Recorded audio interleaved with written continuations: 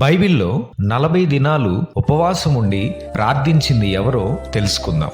మొదటిగా ప్రభు అయిన యేసుక్రీస్తు తన బహిరంగ పరిచర్యను ప్రారంభించే ముందు 40 రోజులు అరణ్యంలో ఉపవాసం ఉండి ప్రార్థించారు. ఈ సందర్భం మత్తయి సువార్త 4వ అధ్యాయం మొదటి 2 వచనాల్లో, అలాగే లూకా సువార్త 4వ అధ్యాయం మొదటి 2 వచనాల్లో ఉంటుంది. రెండవదిగా మోషే దేవునితో మాట్లాడడానికి సీనాయి పర్వతం పైకి వెళ్ళినప్పుడు 40 రోజులు ఉపవాసం ఉండి దేవునితో గడుపుతాడు. ఆ సమయంలో మోషే దేవుని నుండి 10 ఆజ్ఞలను స్వీకరిస్తాడు.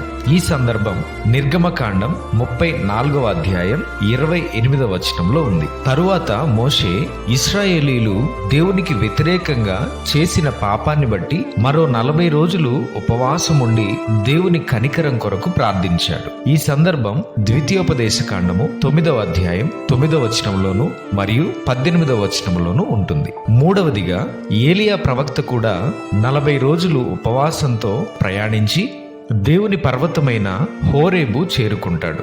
40 రోజులు నిరంతర ప్రార్థన కాకపోయినా ఇది ఒక ఆధ్యాత్మిక పునరుద్ధరణకు మరియు దేవునిని కలుసుకోవటం కోసం చేసిన ప్రయాణం. ఈ సందర్భం